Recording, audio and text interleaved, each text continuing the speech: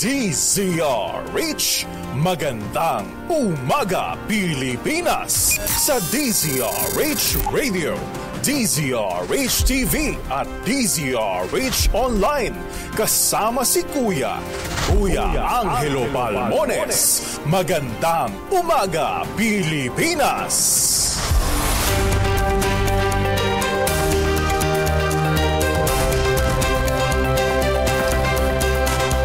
Hoy, biyernes sa tayo ngayon.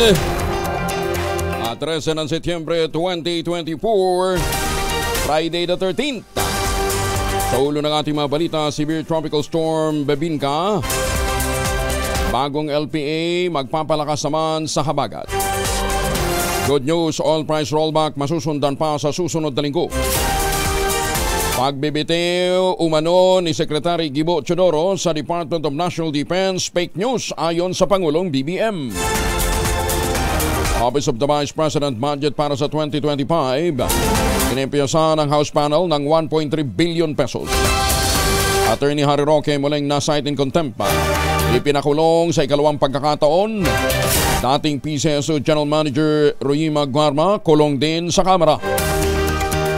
Angel of Death na ginagamit na pananakot ni Pastor Apollo Quiboloy sa mga inaabusong menor de edad na bunyag.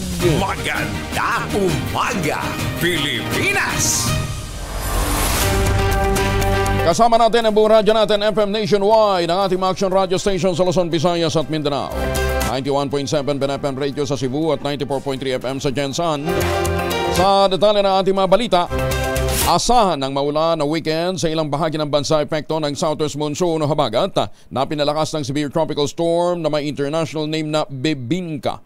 Partikular na uulanin ang Southern Luzon, Visayas at Mindanao.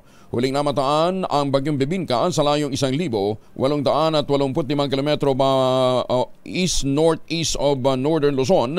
May lakas ito ng hangin na umabot ng 100 kilometro bawat oras malapit sa gitna o 100 kilometers per hour near the center at pagbugso umabot naman ng 125 kilometro bawat oras. Ayon sa Pag-asa, papasok sa PAR si Bebinka mamayang gabi. Tatawagin ito sa pangalang Bagyong Perdi. Ngunit sandali lamang itong mananatili sa Pilipinas, lalabas din bukas ng umaga. Hindi inaasahan na maglalandfall ang bagyo, ngunit nagbabalang pag-asa na matindi ang magiging epekto ng extension nitong si Bebinka. Gayon din ang habagat na magpapaulan sa malaking bahagi ng bansa ngayong weekend. Sa susunod na 24 oras, makararanas ng malalakas na buhos ng ulan ang Palawan, Occidental Mindoro, Western Visayas, Negros Island, ang Bangsamoro Autonomous Region in Muslim Mindanao, Zamboanga Peninsula, Soc-Sargen, kasama na ang Bicol Region, Oriental Mindoro, Marinduque, Romblon, Reso Visayas at Mindanao, epekto pa rin ang habagat. Magiging maulan din ang panahon sa Ilocos Region, Cordillera Administrative Region, Cagayan Valley, Quezon, Aurora, kasama Metro Manila, epekto naman ng trough ng bagyong Bebinka. Masusundan pa sa susunod na linggo ang oil price rollback. Batay sa 3 araw na resulta ng trading sa regional market, ang tinatayang bawas presyo sa gasolina ay nasa pagitan ng 85 centavos hanggang 125 o 1.25 ang kada litro. 1.10 hanggang 1.50 naman ang sa diesel, habang 1.15 hanggang 1.55 ang bawat litro sa kerosene. Kung ibabatay naman sa Mean of Platts Singapore o MAPSA, ang inaasahang bawas presyo ay 1.30 sa gasolina, 1.50 sa diesel, gayon din sa kerosene. Bukod sa MAPSA, ang iba pang factor na makatutulong para bababa ang presyo ng crudo sa world market ay ang mas malakas na halaga ng piso kontra dolyar, spillover ng nakaplanong pagpapalakas ng produksyon ng OPEC at ang paghina ng demand sa China, ang weak economic outlook ng major economies. Sa pagtatapos ng trading noong September 11, ang international benchmark Brent crude ay nasa $71 per barrel. Patay sa pagtaya ng ilang global industry players at maging ng mga bangko, posibleng bumagsak ang presyo ng krudo hanggang sa kasing baba na lamang ng $60 per barrel kung magpapatuloy ang mahining demand sa mga susunod na linggo at buwan. Sana nga magtuloy-tuloy. Huwag magpadala sa mga chismis at mga marites. Ito Ito naman ang muling paalala ng Pangulong Ferdinand Bongbong Marcos Jr. sa publiko kaugnay ng patuloy na pagkalat ng fake news. Kasunod dito ng ulat na nagbitiw na sa pwesto sa Department of National Defense si Secretary Gibo Teodoro.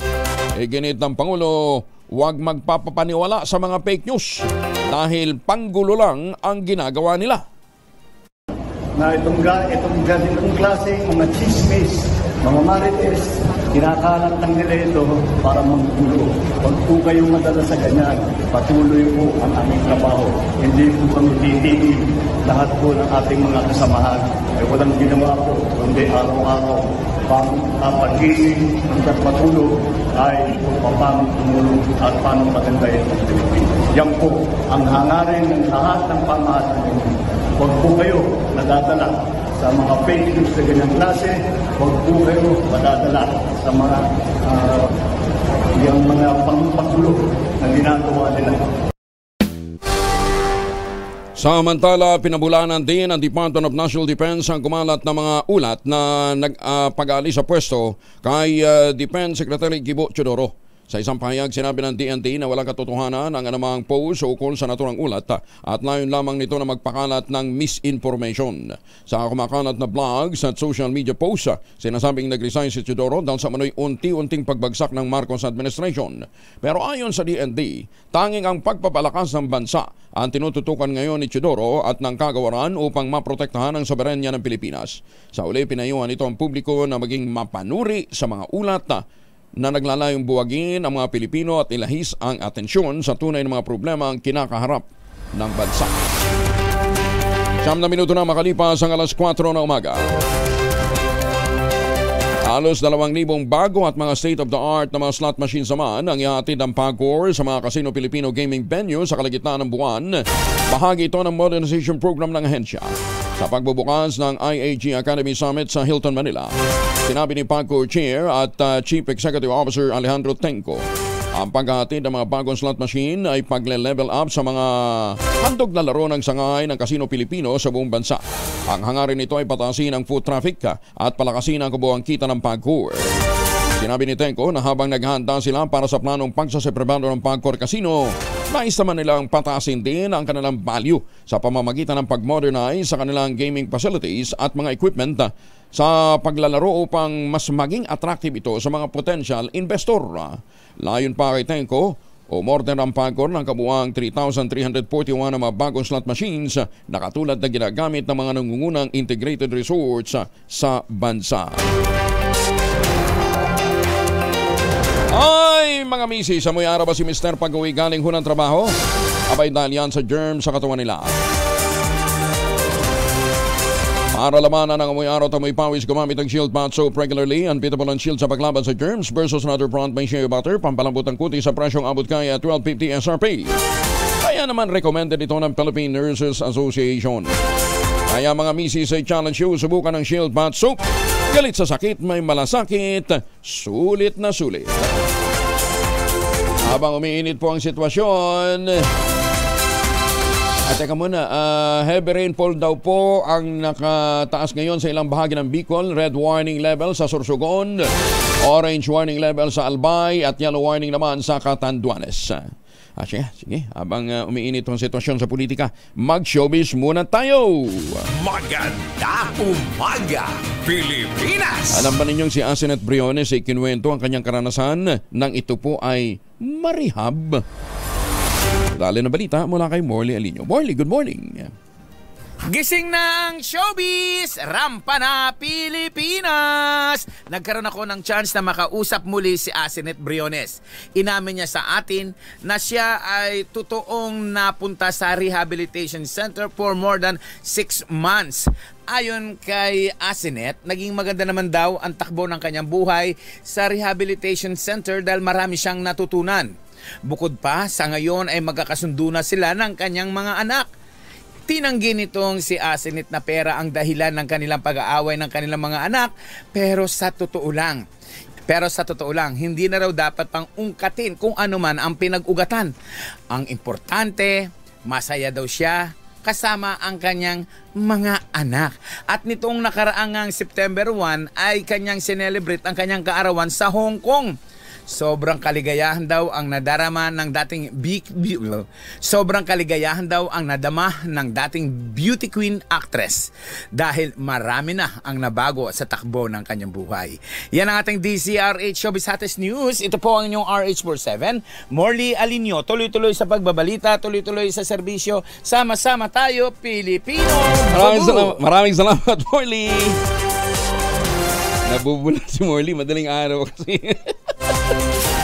Kain kasi nakain ng pandesal pagka madaling araw. Ayan, mo, nabulol ka tuloy. Ay, mga misis. Baka kayo po may mga lakad ngayon. Mga mamis, ha? Masama man ang panahon, kinakailangan tiyempohan pa rin ho natin ang paglo-laundry para hindi ho tayo matambakan. Punoto ka ba kapag makapit, madikit at malupit ang mantsa? All you need is pride. At mapahirapan ang self sa pride. Easy at worry pa rin naman ang laundry. Sa Triple Stain Away Formula, tanggal natin ang matitinding mantsa based on tests sa chocolate, mud and Sembonon Cotton. Gawa po ito ng ACS. Bagong balita, bagong impormasyon. Kasama si Kuyang Angelo Palmones. Magandang umaga, Pilipinas! Binawasan ng Committee on Appropriations ng Kamara de Representantes ang mahigit kalahati ang hinihinging pondo ng tanggapan ni Vice President Inday Sara Duterte para sa susunod na taon.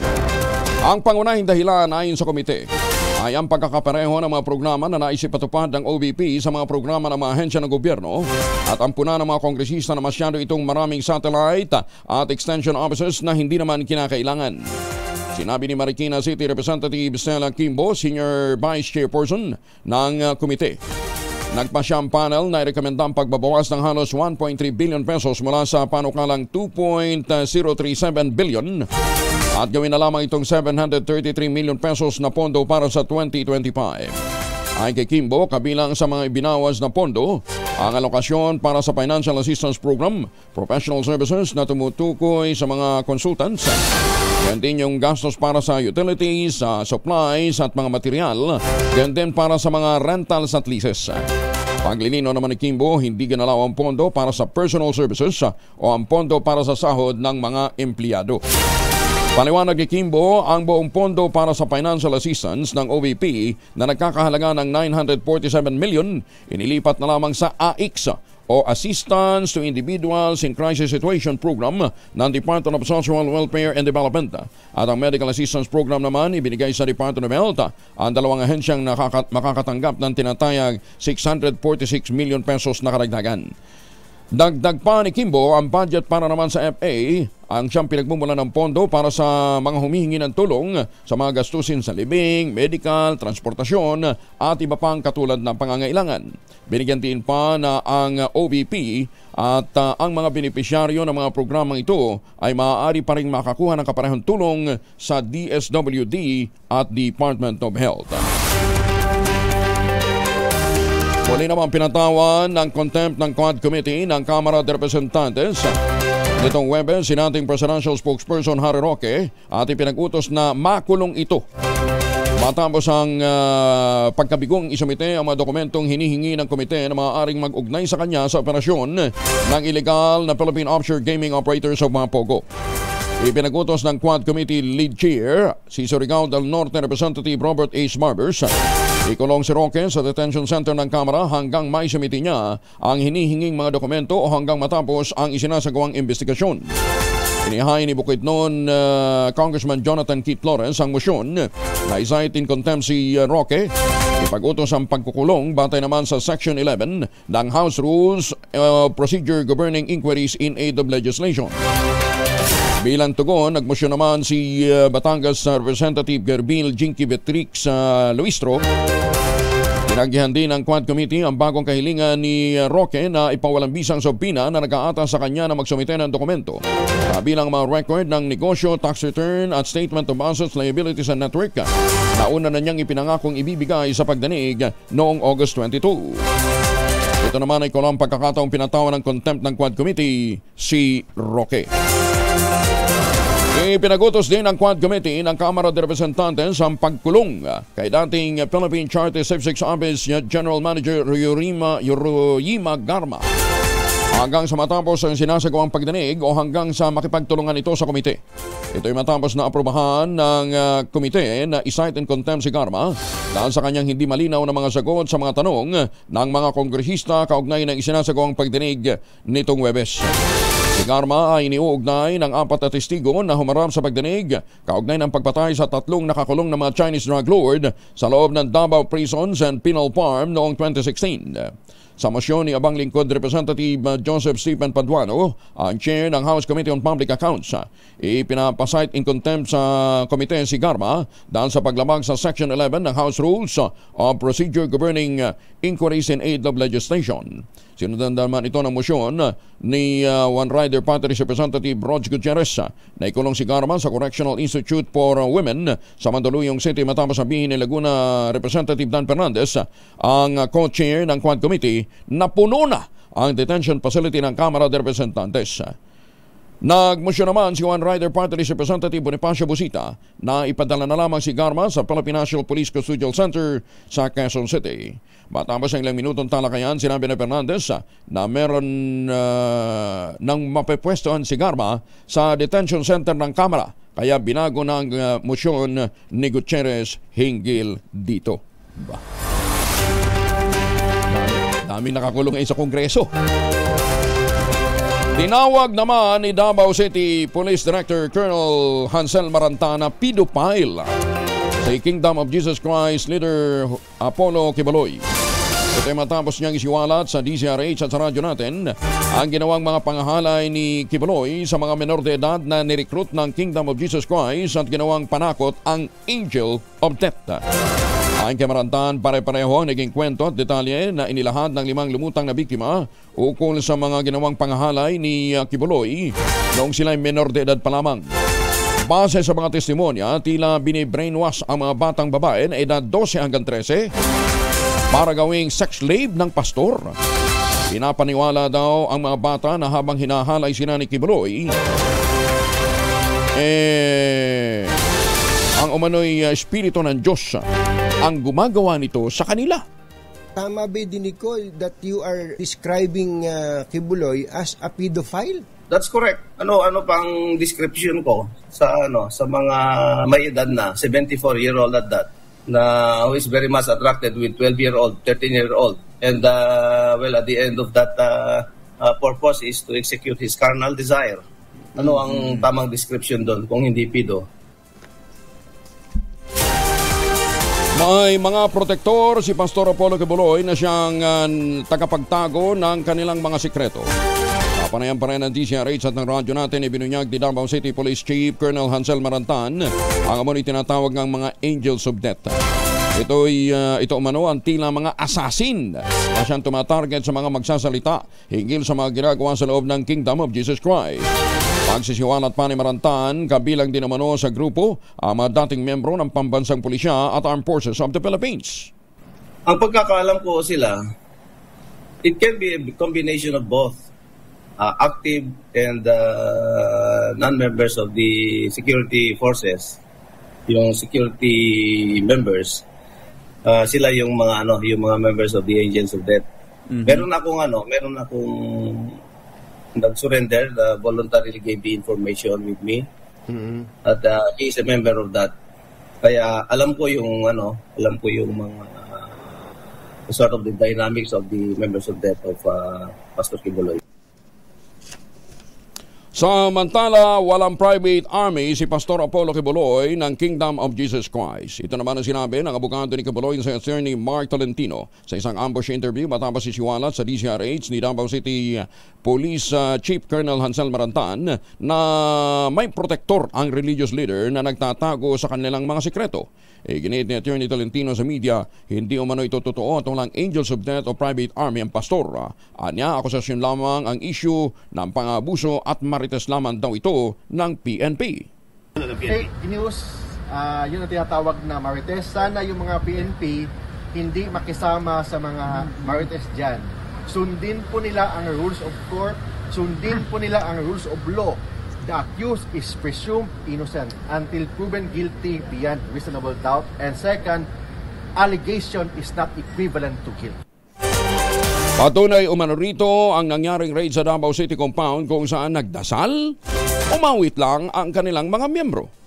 Walang private army si Pastor Kibuloy. Nakita niyo naman, 5,000 pulis pumunta doon sa KOJC. Anong ginawa ng mga members? Nagdasal.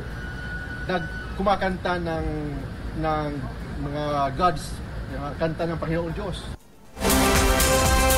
Nilinaw pa ng abogado ni Pastor Apollo Kibuloy ng Kingdom of Jesus Christ na walang na-take over ang Pangulong o dating Pangulong Rodrigo Duterte na ari-ariang nakapangalan kay Pastor Apollo Kibuloy. Ayon kay Attorney Israelito Torion, hindi ari-arian ni Kibuloy ang mga naka-take over sa pangangalaga ng dating Pangulong Digong bilang administrador kundi mga assets ng KOJC. Paliwanag ni Torion, wala namang real estate property na nakarehistro sa pangalan ng pastor. Noong Marso, itinalaga ni Kibuloy si Duterte bilang administrator ng KOJC Properties kabilang ang Sunshine Media Network Incorporated International o SMNI. Una nang naglabas ng Court of Appeals ng freeze order sa mga ari-arian at mga accounts ni Kibuloy at epektibo ang kautusan hanggang February 6 ng 2025. Libong job vacancies available sa job fair ng Dole Tacloban ngayong araw. Detalye ng balita mula kay Jimmy Angay-Angay, RH32, maupay nga agad Jimmy. Good news para sa mga naghahanap ng trabaho, may available ngayon. Nangangailangan ng trabaho sa job fair sa Tacloban, isasagawa ng Department of Labor and Employment Dole. Ito ang sinabi ni Dole Regional Information Officer Norma Rico Stemiano. 1,000 job vacancies ang available mula sa 35 mga participating employers. Kaugnay ito sa handog ng Pangulo, serbisyong sapat para sa lahat na inisyatibo ng Department of Labor and Employment Region 8. Isasagawa ito sa Robinsons North ngayong araw sa Bukay, Tacloban City. Inaasahan ng Dole na maraming mga job seekers ang dadalo at may ma-hire on the spot sa naturang aktibidad. Wala dito sa DYV Action Radio Tacloban, ito si R32 Jimmy Angay-Angay para sa DZRH, una sa Pilipinas, una sa Pilipino. Daghang salamat Jimmy Angay-Angay.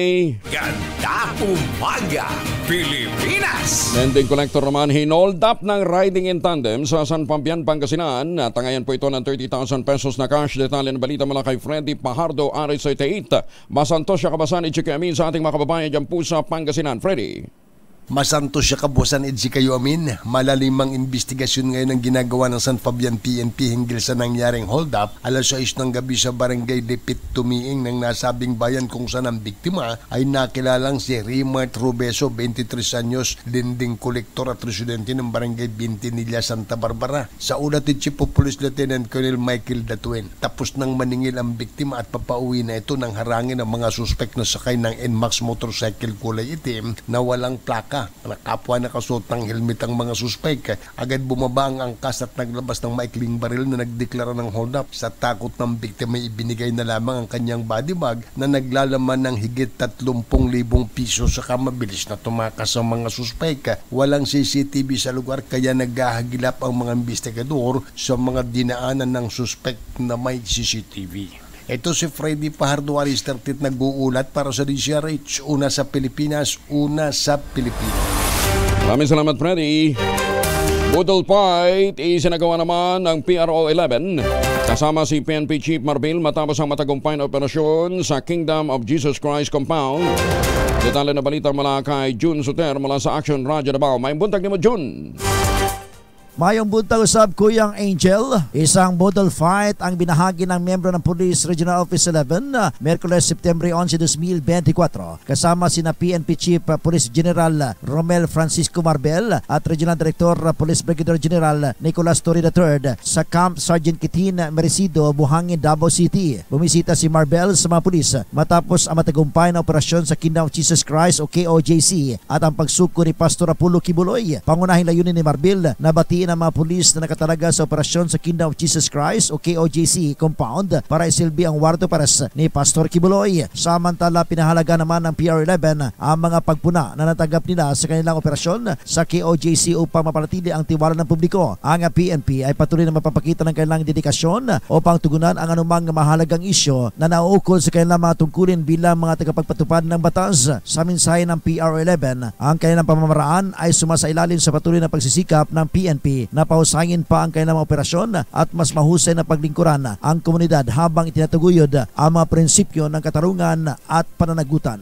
Ito si June Suter para sa DZRH. Una sa Pilipinas, una sa Pilipino. Daghang salamat June Suter. Samantala, sa iba pang mga balita, kaugnay pa rin ng mga kontrobersyal na mga pangyayari ngayon. Ipinagutos naman ng Quad Committee ng Kamara de Representantes ang pag-aresto kay Police Master Sergeant Arthur Art Narsolis na isinasangkot sa pagpatay sa 3 Chinese drug lords sa Davao Prison and Penal Farm noong 2016 na sinasabing ipinag-utos o alinsunod sa pag-uutos sa kanya ni dating Pangulong Rodrigo Duterte. Pinapakontempt ng komite si Narsolis dahil sa paulit-ulit na hindi pagdalo sa pagdinig ng komite na nag-iimbestiga sa extrajudicial killings sa implementasyon ng madugong war on drugs ng Duterte administration. Ipinag-utos ng pinagsanib na komite sa pangunguna ni Surigao del Norte Representative Robert H. Barbers na maditin itong si Narsolis hanggang sa matapos ang investigasyon bago alisin ang kanyang contempt order. Mismong si Surigao 2nd District Representative Johnny Pimentel ang nagmosyon para i-cite in contempt na si Narsolis dahil sa paglabag naman sa mga utos ng Kongreso.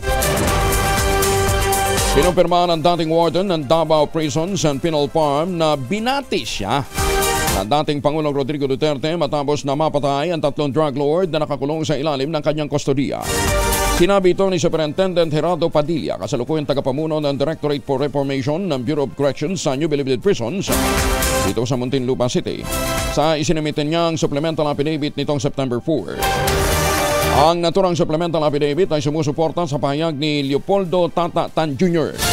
sa kanyang sinumpang salaysay noong August 21 kung saan tumawag umano si dating Pangulong Duterte matapos na pagsasaksakin ni Tan at Fernando Andy Magdadaro ang 3 Chinese drug lord gabi ng Agosto 13 noong 2016.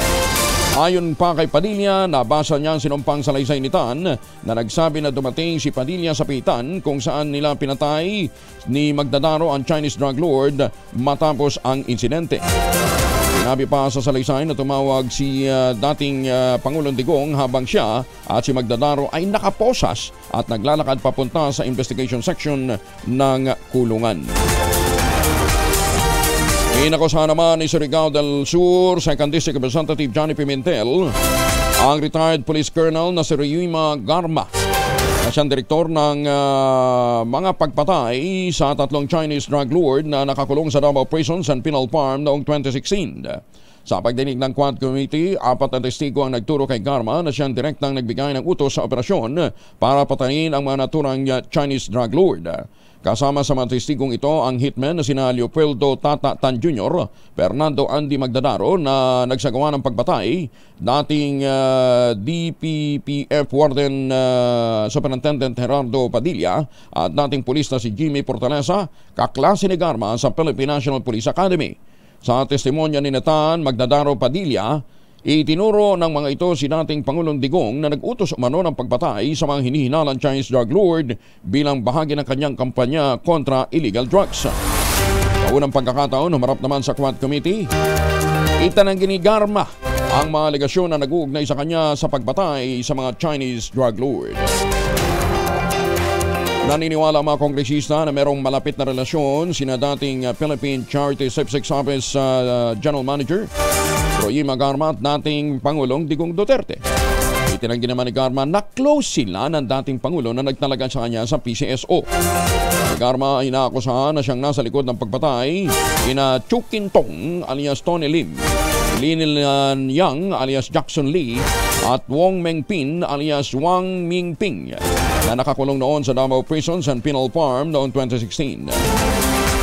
Natanong si Garma ng kanyang naging pag-aaral, serbisyo sa PNP, pati na ang pagiging pinuno ng Women's Desk ng Davao City Police Department. Criminal Investigation and Detection Group at bilang hepe ng pulisya ng Cebu City noong panahong nagpapatupad ng War on Drugs ang Duterte Administration.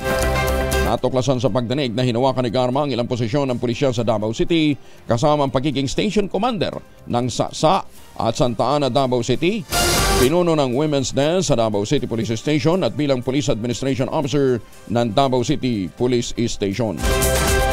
Inilutang din ng dating asawa ni Garma na si Roland Bilela na inaakusahang nanggahasa naman ng isang 17 anyos na commercial worker noong 2005.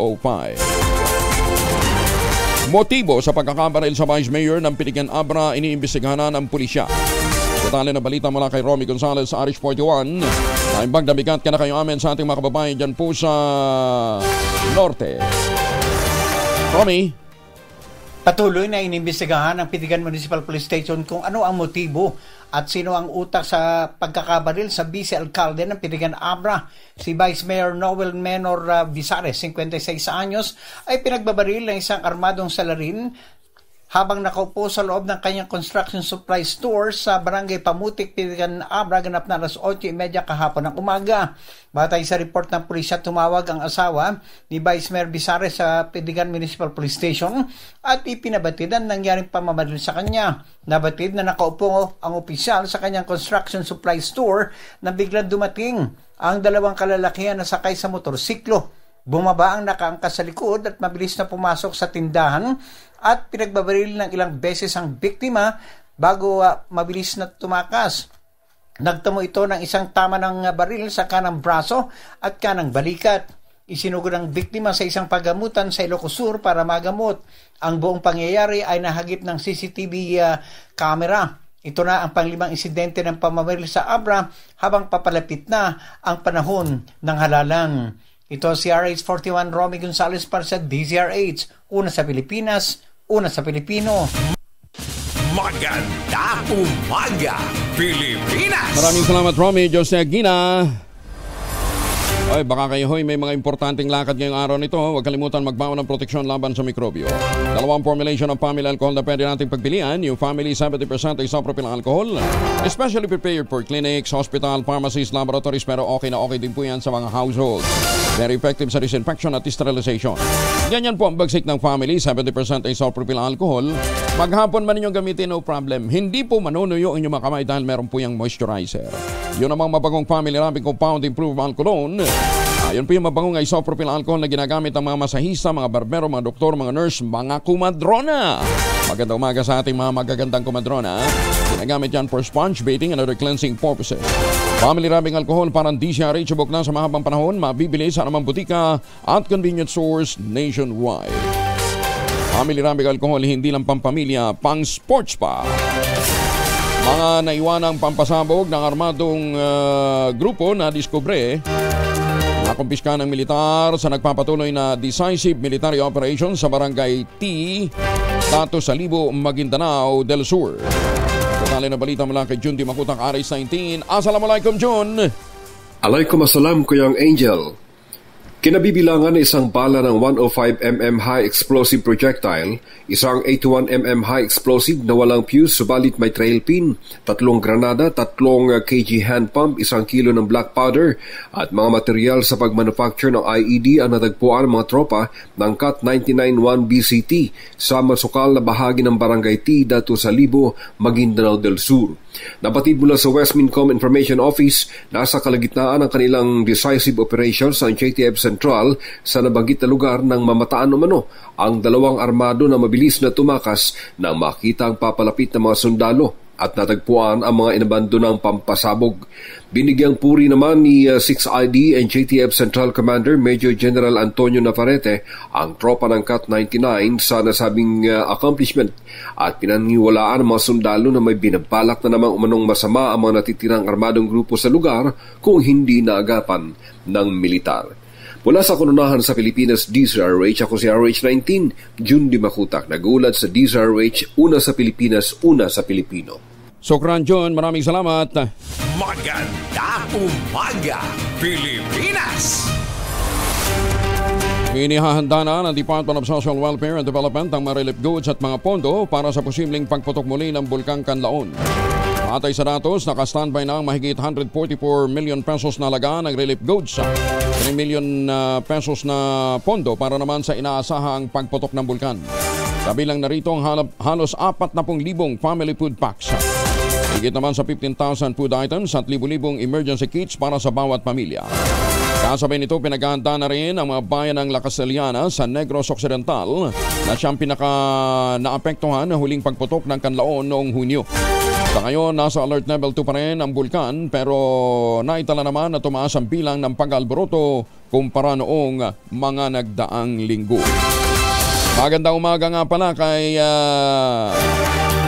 Dr. Toto Bacolcol ng PBOX. Aksyonan na ninyo naman. Ito ang apela ni Senator Christopher Bongo sa mga pangakong reforma ng PhilHealth o Philippine Health Insurance Corporation. Kasunod dito ng pagpapahayag ng ahensya ng suporta sa mga mungkahing babaan ng premium contribution ng kanilang mga membro pero sabay kambyo na pinag-aaralan pa lamang nila ang mga rekomendasyon. Ayon kay PhilHealth President Emmanuel Ledesma, suportado nila ang panukalang hakbang pero kailangan pa itong aprubahan ng PhilHealth Board of Directors bago formal na irekomenda sa Presidente. Ginit naman ni Senator Go, dapat agarang aksyonan ito ng ahensya dahil ang bawat piso ay mahalaga para sa ordinaryong Pilipino. Punto pa ng Senador, pinagpapawisan ng mga mamamayan ang bawat piso, lalo na sa panahon ngayon na mahalagang habang nandyan pang malaking pondo ng PhilHealth, babaan na ang kontribusyon. Kinatigan naman ni Health Advocate Dr. Tony Leachon ang saloobin ng Senador at pinuna rin ang pagtaas ng premium rate ng PhilHealth kahit may sobra itong pondo. O nga naman. Meron pong isang arestado sa isang linggong saklay operations ng PNP sa Zambales. Detalye ng balita mula kay Danny Cumilang, RH37. Danny, good morning. Sa pamumuno ni Police Colonel Ricardo Pangan Jr., Provincial Director ng Zambales Provincial Police Office, naging matagumpay ang isinagawang simultaneous anti-criminality law enforcement operation o sakleo kontra illegal na droga na inilunsad ito sa loob ng isang linggong operation kung saan 22 katawang na aresto at nakapagkumpiska ng illegal na droga sa magkakasunod na operasyon sa buong lalawigan ng Zambales sa kabuuan. Isinagawang 13 operasyon na nagresulta sa pagkakahuli ng mga nasabing tao na sangkot sa paggamit at pagbebenta ng ipinagbabawal na droga. Ang nasabing law enforcement operation ay nagdulot ito ng malaking dagok sa operasyon ng droga sa Zambales bilang bahagi ng patuloy na kampanya ng Zambales Provincial Police Office laban sa illegal na droga. Ang mga nahuling individual na sangkot sa paggamit at pagbebenta ay sinampana ng kasong paglabag sa Comprehensive Dangerous Drug Act of 2002. Danny Cumilang, RH37 DCRH, una sa Pilipinas, una sa Pilipino. Maraming salamat, Danny. Aba, pinahayag naman ni Makati Mayor Abby Binay na magbibigay ang lungsod ng portable X-ray services. Hindi lamang para sa mga residente ng Makati kundi maging sa mga sister local government units nito sa buong bansa. Binigyan din ni Mayor Abby na mahalaga ang papel na gagampanan ng kagamitan ito sa early diagnosis at treatment ng tuberculosis o TB. Partikular na sa mga lugar kung saan limitado ang access sa medical facilities at healthcare resources. Sinabi ni Mayor Abby na ang portable X-ray unit ay isang mahalagang kagamitan para malabanan ng TB sa Pilipinas. Anya, layo nitong makatulong na mapunan ang healthcare gap lalo na sa mga underserved at mga marginalized communities. Dahil sa mahalaga mabisang paggagamot sa TB ang early diagnosis, kinakailangan tiyak na kahit ang mga nakatira sa malalayong lugar ay makaka-access sa advance na pagtuklas ng TB at sa wastong pangangalaga ng mga taong merong tuberculosis. Ipinahig pa ni Mayor Abby ang kanyang pagkabahala sa mga ulat na merong mahigit 600,000 na mga aktibong kaso ng TB sa bansa. Anya, sa pamamagitan ng portable X-ray machine na mailalapit na ang diagnostic services sa mga kapwa Pilipinong kadalasan ay hindi napapansin ang kanilang problema at kakulangan ng resources dahil nga sa layo ng mga probinsya.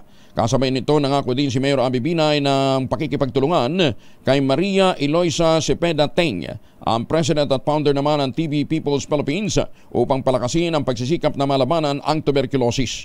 Pagtutuunan ng partnership na ito ang maagang pagtuklas, pamamahala at pagpapataas ng kamalayan sa tuberculosis at ito'y maaaring makaapekto sa iba't ibang bahagi ng katawan, hindi lamang sa baga pero hindi naiintindihan ng marami nating kababayan.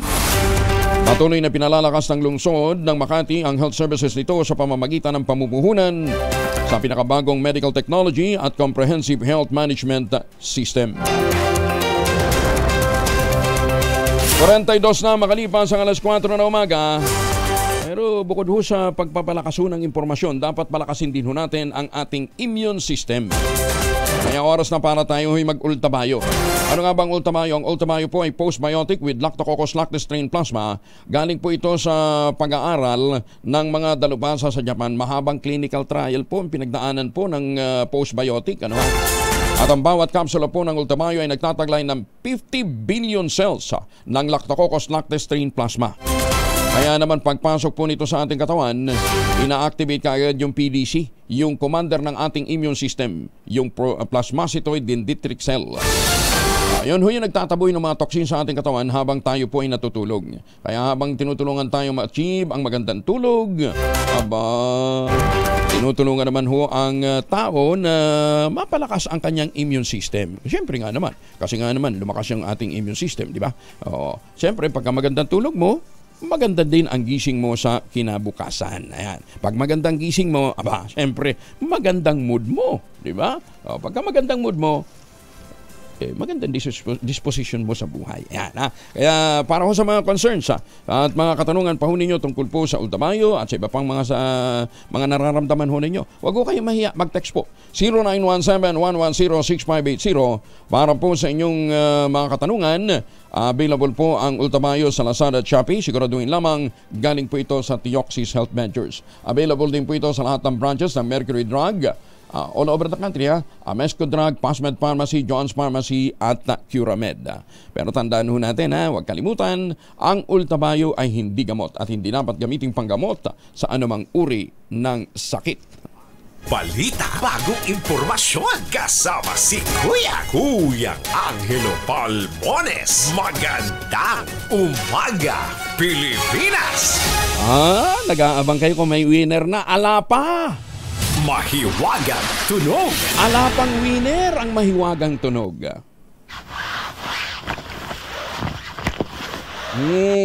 Basta ang ginamit dyan ay isang high-end na upuan.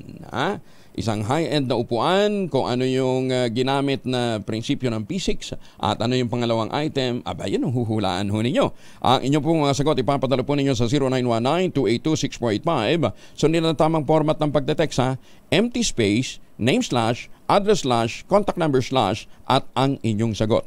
Isang beses lamang po maaari mag-text sa ating text line gamit ang inyong mobile number. Ngayon, kung sasali po kayong online, kinakailangan meron po kayong sharer badge. Magkano ang premyo ngayong araw na ito? 4,000! 4,000 po ang nag-iintay na premyo sa ating mahiwagang tunog. Ayan, pinakamainam ho yan, i-check nyo na ho kung ano yung pwedeng gawin dun sa inyong high-end na upuan para ma-produce yan sound na yan. Ayan. At pagkatapos ninyong gawin yung mga subok-subok na yan at pinawisan kayo, mag-shower gamit ang Shield Bath Soap.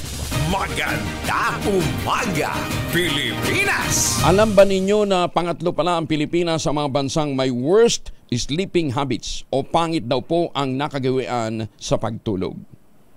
Pangit kayo pagka natutulog kayo? Bang tutulog na lang, hindi naliligo, hindi nagsisipilyo.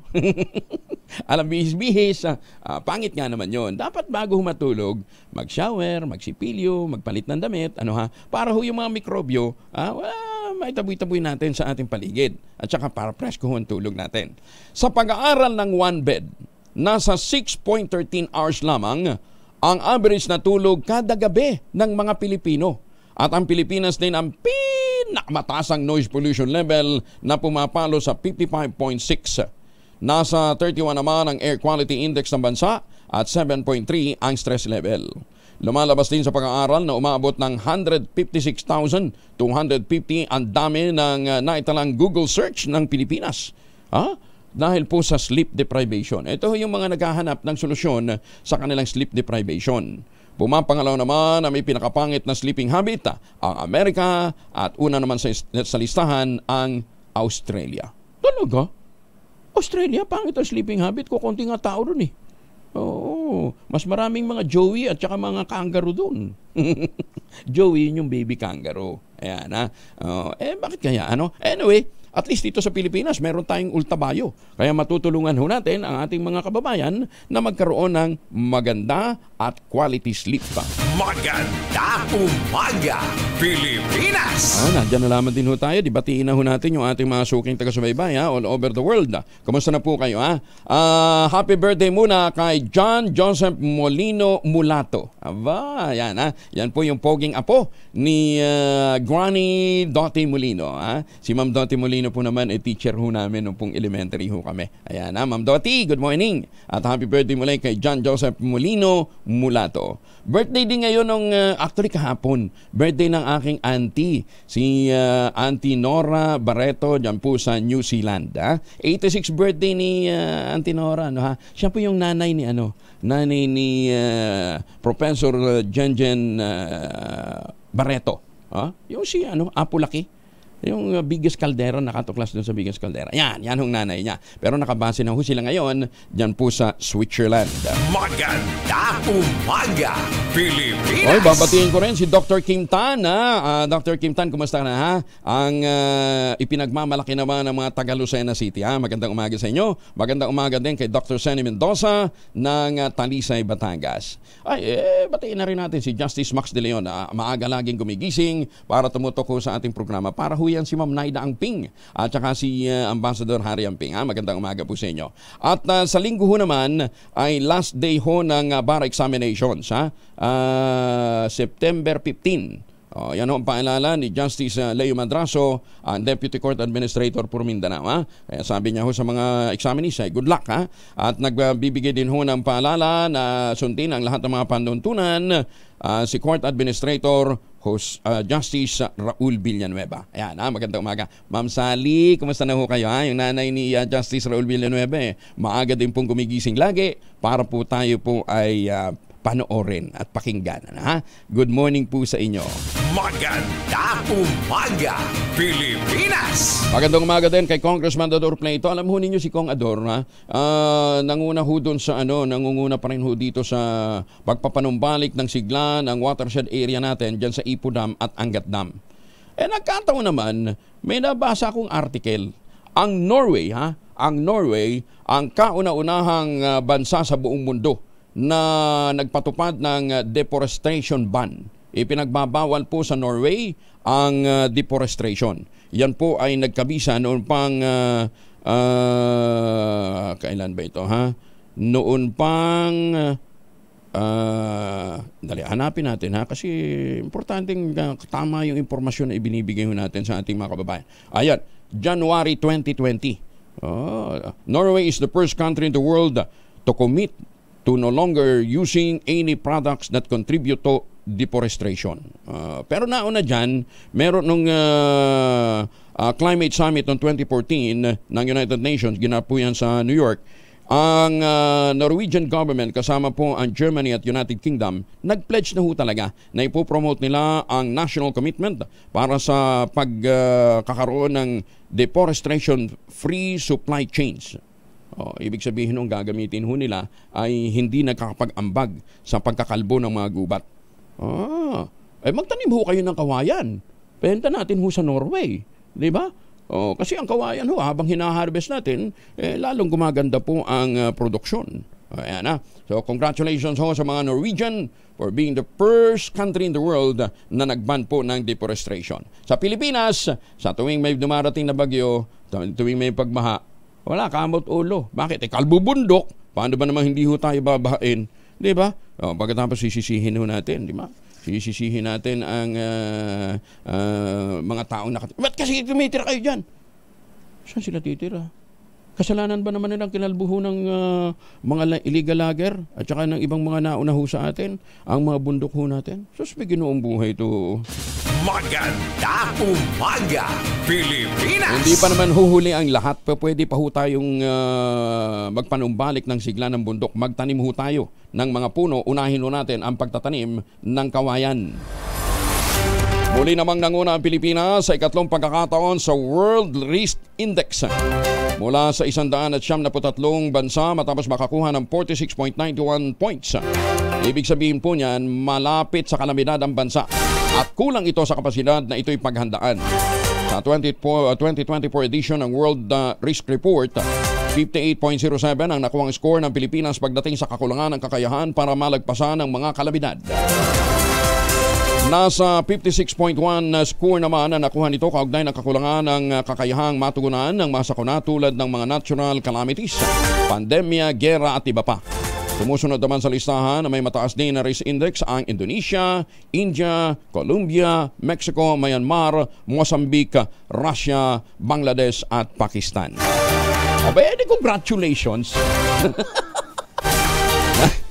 Congratulations! Number 1 tayo sa World Risk Index. Alam niyo bakit? Kung ang Norway pinagbawal po ang deforestation, dito sa atin tuloy-tuloy pa rin ang pagkakalbo. Abay, matakin ho ninyo, 23% na lamang po ang natitira natin forest cover, kinakalbo pa natin. Out of 30 hectares natin ng forest cover natin o forest land, ngayon nasa mga 7,000 na lang. Galing natin, di ba? Ang galing-galing natin. Kinakalbo natin ang ating mga gubat. Mga nasunugan sa lungsod ng Bacoor, sinaklolohan naman ni Senator Bong Revilla. Detalye na balita mula kay Raymond Ledpa, Asares 28. Raymond, good morning. Pinangunahan ni Senador Ramon Bong Revilla Jr. ang pagtulong sa kanyang mga kababayan na nasunugan sa lungsod ng Bacoor noong araw ng Martes. Dala ni Revilla ang mga hot meals at mga damit at tsinelas para sa libo-libong mga biktima ng sunog. Sabi ng senador, pinakamahirap ang masunugan dahil talaga namang kaawa-awang kalagayan ng ating mga kababayan. Libo-libong mga pamilyang nawalan ng tirahan at ngayon ay nangangailangan ng tulong. Pagkatapos sa Bacoor ay nagtungo din si Revilla sa lalawigan ng Catanduanes. Binisita nito ang mga residente ng mga bayan ng Virac at San Andres. Namigay din siya ng tulong sa ating mga kababayan sa lugar sa tulong ng DSWD. Bukod sa tulong pinansyal ay namigay din si Revilla ng agricultural intervention sa mga magsasaka sa Catanduanes sa tulong ng Department of Agriculture sa pagitan ni Secretary Francis Kiko Cho Laurel Jr. Ito si RH28 Raymond Adpas para sa DZRH. Una sa Pilipinas, una sa Pilipino. Maganda umaga, Pilipinas! Maraming salamat, Raymond. Oy, sa mga kababayan nating pauwi ng Pilipinas, uy, doon sa mga midnight singers natin, dyan po sa San Diego, California. Magandang umaga po sa inyo. Kumusta na ho kayo, ha? Sir Art, at saka si Ma'am Linda, how are you today, ha? Siguro naman nakauwi na rin ang bahay from hospitalization, si Boss Manny, Ma'am Cora, ingat ho kayo. At saka syempre, ang kanilang poging lead singer na si Junior Bao. Good morning po. Ma'am Lloyds, good morning ho sa inyo. Kumusta na ho kayo, ha? At sa lahat ng mga Pilipino all over the world, lalong-lalo na yun sa mga suki natin sa Hong Kong, ha? Sa Taiwan, yung mga Middle East workers ho natin, yung mga OFW natin, sa mga sima natin, magandang umaga po sa inyo, ha? Kung uuwi kayo ng Pilipinas, wag na hong magbaon ng imported na tsokolate. Kasi yung tangerine chocolate, produkto po ito ng mga magnaniyog dyan po sa lalawigan ng Quezon, 100% gawang lokal, but taste and looks global. Bakit ho kanyo? Tinulungan po ito ng Department of Science and Technology at ng Department of Trade and Industry para maging pang-international. Available po yan sa 0919-095-5935. Yung mahigit 10 variants po ng tangerine chocolate na ang mga raw material ay galing din po sa ani ng mga magsasaka, pwede po ninyong i-check sa tangerinechocolate.ph. Ayan, ha?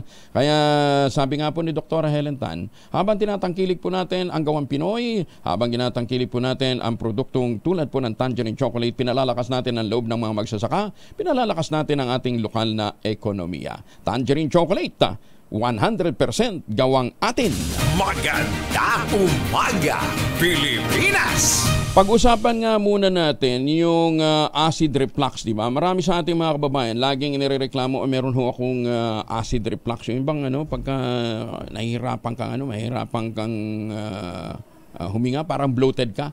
Kasama na natin si Brian Posada, isa sa mga pinakamagaling nating pharmacy sa Pilipinas. Ano, ha? Kabisado nito yung mga sakit at mga gamot na yan sa haba ng kanilang pag-aaral. Sir Brian, magandang umaga po sa inyo. Sir Brian, nasa Zoom. Hello. Ayan. Yeah. Ayan, narinig na kita. Sir Brian, ano ba usually ang cause ng acid reflux? Okay, saglit lang ko nga. Ayan, okay. Nagulat ako bigla. Anyway, so ang acid reflux actually, Kong Angel, no, ang main cause talaga niyan is yung meron tayong problem on our esophagus, no? Yung dito sa tinatawag natin na LES. Yan, yung LES, ito yung lower esophageal sphincter natin. No? So yung kapag weak yung esophageal sphincter natin, ano yung LES na yan na tinatawag natin? It's a ring of muscle, parang siyang muscle na nag-act siya as parang valvula between your esophagus and stomach. Usually kapag weak yan yung nagiging cause kung bakit yung acid sa stomach natin, nagpo-flow yan pabalik, no, sa bibig natin. Kaya nakakaramdam tayo na parang may acid, no? Aside from that, that's the most common cause, no? It can also be caused by yung tinatawag natin na hiatal hernia, yung kung saan, yung stomach natin na pupush through the diaphragm. Pwede rin na ang cause niyan is obesity because of the pressure in the abdomen dahil nga mabigat, mataba, no? Nagkakaroon ng pressure ng abdomen, napupush yung contents ng stomach natin upward. Karamihan ang nakakaramdam din ng acid reflux yung mga pregnant, aside from obese, because of the hormonal changes nila, nag-i-increase din yung abdominal pressure kagaya ng mga obese. Madalas din, it's also caused by your dietary factors. It can be triggered by fatty foods, caffeine, chocolate, no, alcohol, citrus, and acidic foods. And when you also smoke, no, kaya talagang lagi natin nasabi we have to quit smoking, no, because it weakens also yung LES natin or yung esophageal sphincter natin. Kaya nagkakaroon din ng increase, no, sa stomach acid production. Bakit humihina yung LES? Multiple factors, no. It's stomach, yung ating paninigarilyo can be one cause, but the other cause of that usually talaga as you age, no, minsan talaga nagwi-weaken yung esophageal sphincter natin. Okay. Sabi naman, ano lang naman, acid reflux lang yan, hihirapan ka lang huminga dyan, okay lang yan. Meron bang matinding, may threat ba sa buhay ang, yung acid reflux na yan? Usually, ang sinasuggest namin, Doc, no, pag madalas nakakaramdam ka ng esophageal, yung acid reflux natin, you have to consult with your doctor as well kasi minsan it can be a problem, it can be a symptom of a heart problem, no? So kaya minsan sinasabi namin pagka madalas, pa-check na rin. However, kapag yung mismong acid reflux natin, no, naging madalas, it can lead to complication like ang tinatawag natin na esophagitis, no? Ano yun? Inflammation of the esophagus, nagli-lead yan sa bleeding or ulcer. Pwede ka rin magkaroon ng Barrett's esophagus. I think familiar ito, no, sa atin, nadidinig natin yung Barrett's esophagus. Yung esophageal lining natin, yung lining ng esophagus natin, masyado na siyang nagbabago.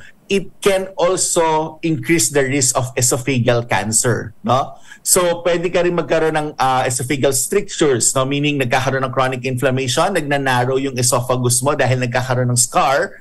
Kasi nga, may acid na bumabalik so nag-i-scarring yan. And then respiratory issues. No? It can lead to asthma, it can lead to pneumonia and respiratory conditions. So, you have to control that. You have to make sure that there is enough intervention para hindi siya lumalala.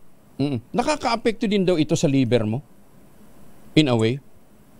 Well, somehow, no, kasi pag mataas yung acid ng stomach natin, usually acidic naman talaga by nature, no? Talaga namang acidic yung stomach natin. But too much yung acid, no? It can also cause harm. But I think it's not in the liver yung problem natin. Usually, it's more on yung nabanggit ko, no? Dito sa esophagus magiging problem natin, yung complications ito.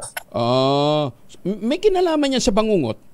Sabi nung iba, pagka madalas ka din daw na nagkakaroon ng pwedeng mag-lead din sa bangungot. Okay. There's no scientific na document that says ang acid reflux can lead to bangungot. However, kagaya ng binanggit ko rin kanina, kasi usually ang bangungot din ay parang kinakapos ng hinanga, hindi makahinga, tapos hindi nagkakaproblema habang natutulog. So may possibility because of your esophageal strictures, nagkakaroon ng chronic inflammation yung esophagus natin. So may possibility, but there's no scientific document that I know personally na can lead to such thing as bangungot. Okay, so paano mo ngayon may iwasan ang pagkakaroon ng acid reflux?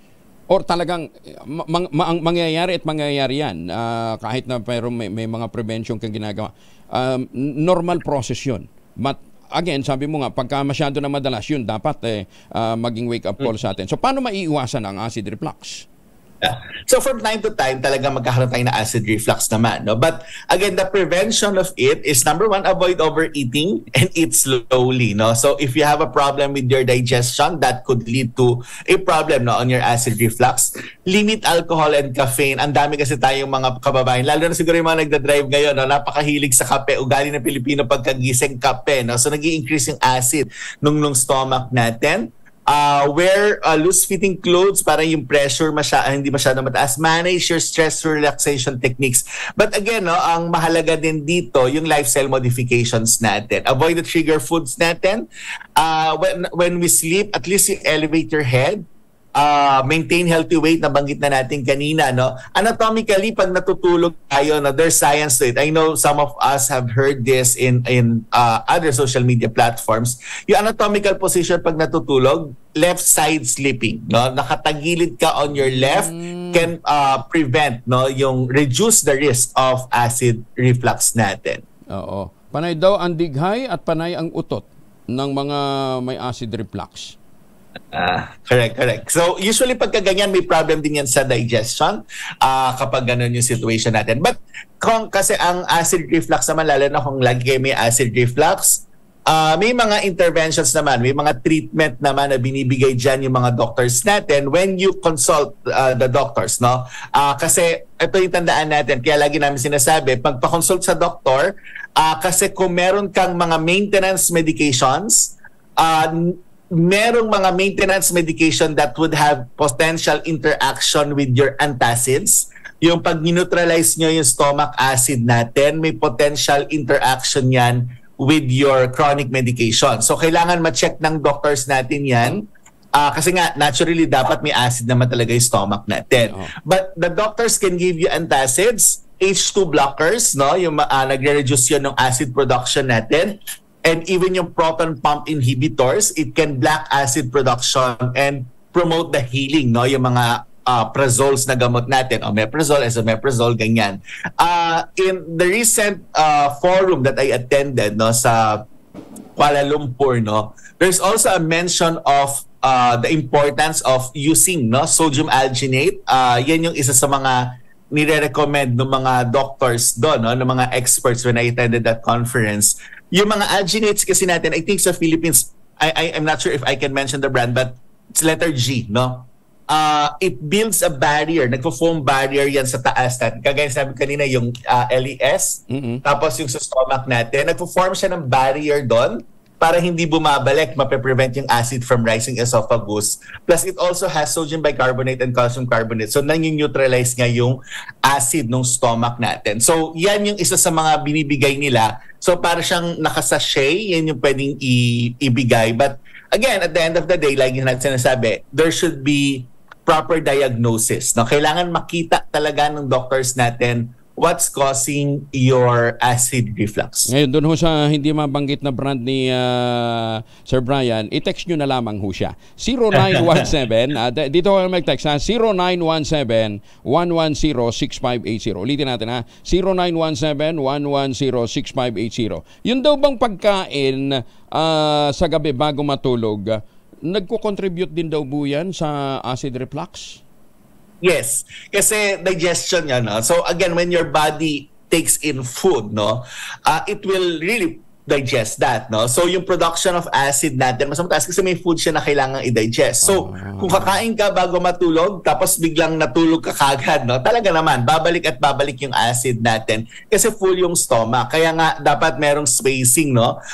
Maybe at least 2 hours before you sleep, no? Bago matulog, tsaka doon kayong kakain, no? Yung huling meal mo. So your body could still process the food.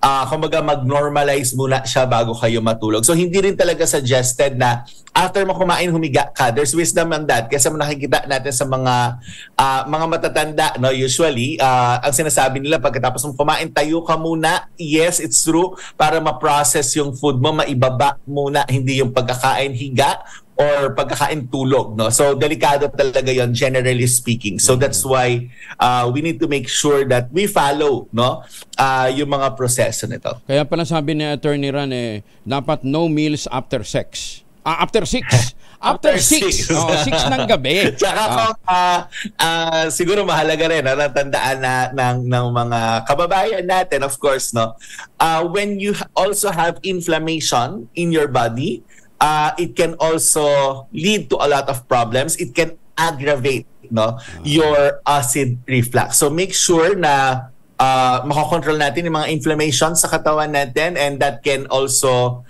be done with some supplements as well, no?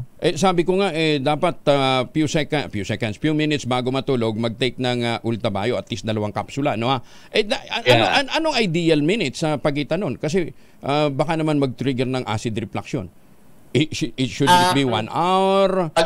Ultabio doesn't trigger your acid reflux. It actually helps your gastric flora, no, maintaining your gastric flora. What's good with your Lactococcus lactis strain plasma, it's a dead microorganism. Hindi siya yung papatayan ng stomach acid natin compared to most of your probiotics. Yan yung nagiging problem, no? Even with gastroenterologists, that's what they're saying. The good bacteria usually namamatay with your stomach acid. Nawawala ng magandang effect, no? But the good thing with this dead microorganism with beneficial effect, kaya siya tinawag na postbiotic. Even if it passes through your acid, it's still safe, no? So hindi siya magkakaroon ng interaction, but it helps in maintaining your gastric flora. So that's why it can help, no, para better yung digestion natin, lesser yung inflammation natin, maliless yung risks, no, or yung paglala ng acid reflux. Ayan. So ideally 30 minutes bago matulog. 1 hour is good. 1 hour is good para at least mas ma-absorb siya ng katawan natin, especially if we want the beneficial effect. Ayan, Mayor Hani Lacuna, 1 hour bago humatulog ang pagtitake ho ng ang pagtitake ho ng Ultabio. Sir Brian, maraming salamat for joining us. Thank you. Yeah, thank you so much. Magandang umaga po. Ayan, basta ang ulitin ko doon sa mga gusto pang magtanong, dito na ho kayo mag-text para masagot ho ni Sir Brian at saka ng iba pang mga medical experts natin. 0917-110-6580. Magandang umaga, Pilipinas! At para ho doon sa mga naghahanap ng magandang investment opportunity, ito na po yung pinakamurang ready for occupancy unit ngayon sa buong housing industry with easiest term, 5% lamang down payment, pwede pang Gibbs. Ang tinutukoy po natin ang Westchester Realty Projects, yung Samira Mabalacat, Sibera Mabalacat, Sibera Bacolor at saka Samira at saka yung Sibera Prestige. Yan po ay nandyan po sa Central Luzon. Makipag-ugnayan lamang po kayo sa 0996-501-5555 at 0947-434-5555. Ito pa rin ang pangarap na magkaroon ng sariling bahay sa presyong abot kaya. Nasa loob po mismo ng township yung pong mga amenities. Kaya hindi lang amenities, pati eskwelahan, palengke, munisipyo, simbahan, nandyan ho. Kaya hindi nyo na kinakailangang lumayo pa. Napakalapit naman po sa Clark International Airport at Clark Economic Zone. At kung ngayon pa ho kayo bibili ng bahay para matupad din yung pangarap sa Pasko, may chance pa kayong manalo ng brand new car sa raffle draw on December. Kaya bago ng bahay mo, bago pa ang chikot mo. Bagong balita, bagong impormasyon, kasama si Kuya Angelo Palmones. Magandang umaga, Pilipinas! DZRH, magandang umaga, Pilipinas! Sa DZRH Radio, DZRH TV at DZRH Online. Kasama si Kuya Angelo Palmones. Magandang umaga, Pilipinas! 11 minuto na makalipas ang alas 5 na umaga matapos ang paglulunsad ng 4 na bagong iPhone, itinigil naman ng kumpanyang Apple ang 3 series ng iPhone. Hello? Nitong Lunes, sinanunsyo nga ang opisyal na pagkakaroon ng iPhone 16, iPhone 16 Plus, 16 Plus Pro at 16 Plus Pro Max. Pero kasabay nito, inihinto na rin ng Apple ang pagbebenta ng iPhone 13, pati na ang iPhone 15 Pro at iPhone 15 Pro Max. Sakali mang may nais pang kumuha ng naturang mga bersyon, mabibili naman ito sa third-party retailers na. Samantala, simula naman mamayang alas 8 ng gabi sa Pilipinas ang pre-order ng pinakabagong iPhone 16 habang sa September 20 naman ang opisyal na bentahan ng bagong produkto. iPhone, paano ngayon yan yung mga gumamit na Hindi, susuportahan pa rin naman daw ng sistema ng Apple. Buti na lang kami ni Ivan naka-iPhone 19 na. Lupit ng aming iPhone 19 kisses, baka akala mo. Yung aming yung aming Apple 19, lahat ng side may camera. Hindi lang hindi lilikod at saka harap, pati side. Ano naman? Tapos iniisip mo pa lang yung isusulat. Tumitira na. Oo. Gawa ho yan ng Samsung. Magandang umaga, Pilipinas! Sabi siguro natin ang Apple, buang. Ay, May, iniutos naman ni Justice Secretary Jesus Crispin Remulla ang balasahan sa ilang mga tauhan ng Department of Justice. Sa Department Order 632, inilipat na sa Office of the Secretary Office of the Secretary of Justice si Prosecutor General Benedicto Malcontento. Kasabay nito, itinalaga naman si Senior Deputy State Prosecutor Richard Anthony Padulyon bilang Officer in Charge ng Office of the Prosecutor General ng National Prosecution Service. Aba! So, ang acting Prosecutor General ngayon ay si State Prosecutor Anthony Richard Padulyon. Congratulations po, ha? Inalulusan naman ni Senator Amy Marcos ang pag-implementa ng Voters Information and Instruction Sheet o BIIS tuwing halalan. Nakasa dito sa inisponsoran ng Senadora na Senate Bill 308. Alinsunod ito doon ho sa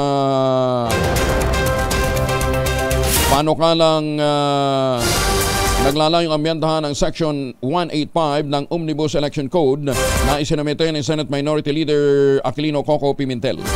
Ayon kay Senator Amy Marcos, milyones ang ginagastos ng Commission on Elections sa pag-imprenta at distribusyon ng Voter Information and Instruction Sheet. Lalo't 65 million na ang mga rehistradong botante. Maiiwasan na niyang magtapo ng milyones ang gobyerno sa pamamagitan ng makabagong information at communication technology. Sinabi pa ni Senator Marcos na panahon ng samantalahin ang mas murang paraan kabilang ang mass media, electronic o digital means at maski ang pagpapaskel ng mga non-personal document sa mga public area sa bawat barangay. Ibinanggit pa ng mambabatas na ang nangyari noong 2019 national at local elections kung saan nagkaproblema sa pagpapadala ng BISS sa Zamboanga del Sur, Zamboanga del Norte at Zamboanga City. Pinangangambahan kasi umanong mapornada ang eleksyon kung hindi ka agad nadiskubre ang errors sa mga inisyong BISS sa ilang lugar. Ngunit iba ang totoong nangyayari sa ibaba. Pagkagulat sa pool, ang pag-imprenta at pagkalat ng BISS ay parang ng problema.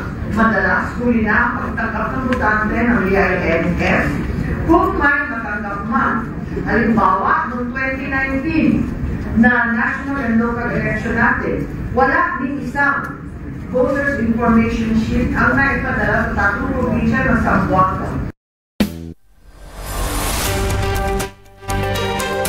Inadala naman ang notice of suspension ng Commission on Audit ang tanggapan ni Malabon City Mayor Jenny Sandoval dahil sa pagwawaldas nito ng higit sa 10.6 million pesos para sa kanilang learning visit sa Tokyo, Japan noong Disyembre ng 2023. Ayon sa COA, wala silang natanggap na mga dokumento o kumpletong impormasyon ukol sa isinagawang paggastos ng alkalde. Hindi rin umano pasok sa kategorya ng mga aprobadong foreign travel ang nasabing trip batay sa Section 9, Executive Order No. 77. Samantala dawit din sa suspension letter ang iba pang mga opisyal ng Malabon LGU kabilang ang mga konsihal na sina Nadia Vicencio, Maricar Torres, Dado Cunanan, Edward Nolasco, Yen Len Yanga, Jerry Bernardo, Leslie Yambao, na kapwa may budget na tig 300,000 pesos bawat isa. Aba! Matatandaan na ilang beses na rin pinuna ng COA si Mayor Sandoval dahil sa maling paggasta ng local budget ng lungsod. 17 minuto na makalipas ang alas 5 ng umaga. Sa showbiz muna tayo. Si Sandro Mulak at ang dalawang independent contractors na kinasuhan nito nagkaharap na sa Department of Justice. Detalye na balita mula kay Gorgie Rula. Gorgie, good morning. Sa kauna-unahang pagkakataon ay nagharap na kahapon ng hapon sa Department of Justice itong sina Sandro Mulak at Jojo Nones at Richard Cruz kaugnay sa kasong rape through sexual assault at acts of lasciviousness na isinampa ni Sandro laban sa dalawang independent contractors. Ayon kay Attorney Maggie Abraham Garduque, ang legal counsel ni Nones at Cruz, medyo nag-iba raw ang mood ni Sandro, nag-iba ang mukha nito nang nakita ang dalawa. Kaya nag-request daw silang ilipat ng kwarto itong kanyang dalawang kliyente para masumpaan na ang counter affidavit. Nakapaloob sa counter affidavit na yon na itinatanggi nila ang mga lahat na ibinibintang ni Sandro laban sa kanila at kung ano man ang ginawa sa kanya doon sa hotel room. Wala raw basihan ang kasong isinampa laban kina Nones at Cruz. Bahagi ng statement na ipinadala sa amin ni Attorney Maggie Garduque, ang sabi nito, "We are moving for the dismissal of the case for rape through sexual assault and acts of lasciviousness filed in DOJ. Wala namang aligasyon si Sandro na may pinasok na ari or object, instrument sa bibig or anal orifice ni Sandro. Wala rin pong nakita sa medical legal niya. Gayun din, he was not able to establish the qualifying circumstance that he was deprived of reason or unconscious. Ang aligasyon niya ay he was drugged and intoxicated kaya hindi siya nakapanlaban. Pero sariling drug test niya ay negative din ang resulta." End of quote. Kaya hiniling nila na i-dismiss ang naturang kaso. Kaya abangan na lang natin kung ano ang kahihinatnan nito, kung aakit ba ang kaso at kung aling panig ang paniniwalaan ng korte. Gorgie Rula po nag-uulat sa showbiz ng DZRH, una sa Pilipinas, una sa Pilipino. Maganda umaga, Pilipinas! 19 na minuto na makalipas ang alas 5 ng umaga. Binigyan din naman ni Senator Go sa kanyang sponsorship speech ng transformative potential ng Senate Bill 2781.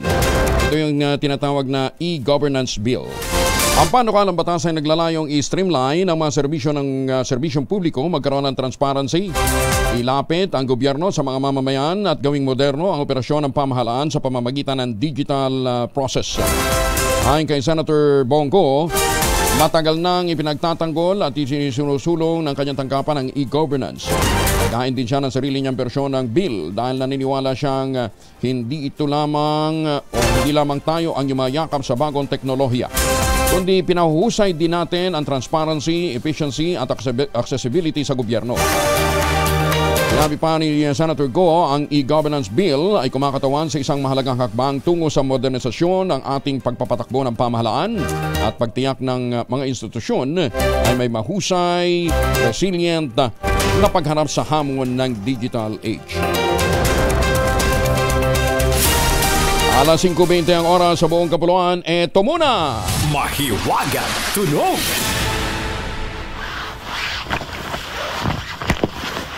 Yung isang item na ginamit niyan ay mamahaling upuan. Anong ginawa sa mamahaling upuan? Aba, yun yung alamin. Ano ha? Ang inyong mga sagot ipadala po ninyo sa 0919-282-6485. Sundin ang tamang format ang pagte-text empty space name / address / contact number / at ang inyong sagot. Isang beses lamang po maaaring mag-text sa ating text line gamit inyong mobile number. Pero doon sa mga sasali online, kinakailangan meron po kayong sharer badge. Ayan ha. Kinakailangan meron pong sharer badge. Ngayon, pagkatapos ho ninyong alamin kung ano po itong ginawa sa isang mamahaling upuan para mag-produce ng sound na yan, syempre papawisan ho kayo. Mag-shower ho kayo gamit ang Shield Bath Soap. Maganda umaga, Pilipinas! 21 na makalipas ang alas 5 ng umaga.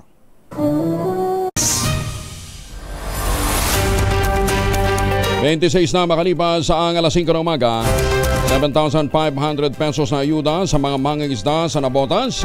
Naapektuhan po naman ng oil spill, ipinamahagi ng Pangulong BBM. Detalan balita mula kay Rose Mabiera. Rose, good morning. Sa Navotas City naman namahagi ng Presidential Assistance si Pangulong Bongbong Marcos para sa 8,600 mangingisda at mga pamilya na naapektuhan ng oil spill sa Bataan noong Hulyo. Kabilang dito ang 7,500 na natanggap ng mga mangingisda, habang 10 kilong bigas naman ang ipinamigay sa mga dumalo sa programa sa Navotas Sports Complex. Mula naman ito sa Office of the House Speaker Ferdinand Martin Romualdez. Tinatayang nasa 43 milyong piso ang tinurnover na tseke ng Office of the President sa lokal na pamahalaan ng Navotas. Sa kanyang talumpati, sinabi ng Pangulo na dahil sa agarang pagkilos ng pamahalaan at sa tulong ng mga ahensya ng gobyerno, ay agad natugunan ng epekto ng oil spill sa lungsod. At batay sa pinakahuling ulat ng Philippine Coast Guard, wala na aniyang langis na nahihigop sa karagatan at puro tubig na lamang. Kaya masayang ibinalita ng Pangulo na maayos na ang kalidad ng tubig sa Navotas at ligtas ng ihain at kainin ng mga isda at iba pang halamang dagat. Matatanda ang noong Hulyo, bumisita na rin ng Pangulo sa Navotas para tignan ang sitwasyon sa lungsod nang manalasa ang bagyong Karina. Bukod sa mga nabanggit, nakatakda ring mamahagi ng ayuda ang Pangulo sa 2,386 na persons with disability, tigli 5,000 piso sa 1,000 na PWD at 3,000 piso naman para sa 1,386 na iba pa. Ang tulong na ating ipapamahagi ngayon ay hindi lamang simbolo ng suporta, kundi ng ating panindigan na hindi natin pababayaan ang ating mga kababayan, lalo na sa panahon ng pangangailangan. Para sa DZRH TV, ito si Rose Babiera. Una sa Pilipinas, una sa Pilipino. Maraming salamat na Rose Babiera. Maganda umaga, Pilipinas! Kasama muna natin si Dan Villamil mula sa Pag-asa. Dan, good morning. Dan? Ay, nawawala si Dan. Paki-reestablish nga. Pwede pong mga 5 minutes na nakasalang po ako sa... Teka, nakasalang daw pala si Dan. Paki-monitor mo na lang pag natapos yung kanyang pag-salang. 67th birthday ngayon ng Pangulong BBM. Ang alam ko, pupunta siya ng Nueva Ecija ngayong araw na ito mamamahagi din po ng tulong dyan po sa ating mga magsasaka dyan po sa Nueva Ecija. Ayan para ho doon sa team na nauna na po sa Nueva Ecija para sa pagpunta ho doon ng Pangulo sa kanyang 67th birthday, magbaon ho kayo ng family alcohol. Dalawang formulation ng family alcohol na pwede nating baunin proteksyon ng pamilya laban po sa mikrobyo. Yung family 70% isopropyl alcohol, especially prepared for clinics, hospital, pharmacies, laboratories, pero okay na okay din po sa mga households. Very effective yan sa disinfection at sterilization.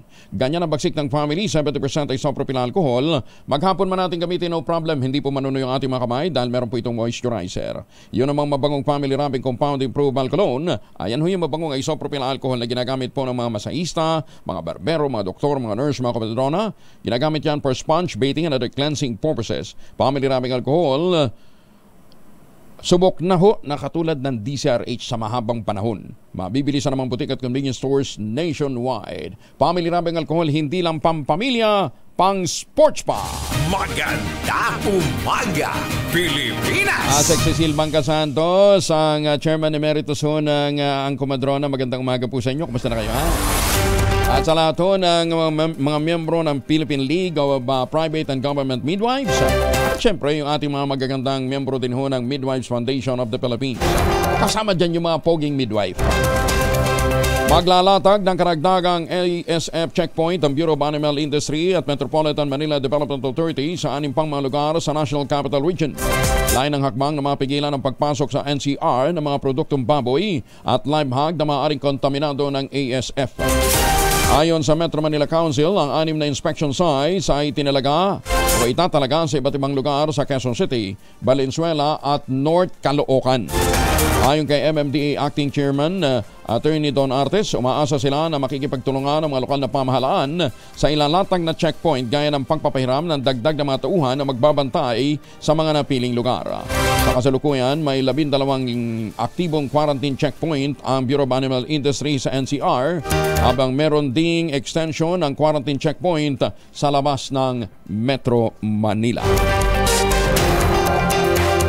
Halos perfect score ang nakuhang Client Satisfaction Rating ng Government Service Insurance System o GSIS noong 2023. Ito'y batay naman sa resulta ng Client Satisfaction Survey ng Anti-Red Tape Authority o ARTA at saka ng Government Owned and Controlled Corporations o GOCC.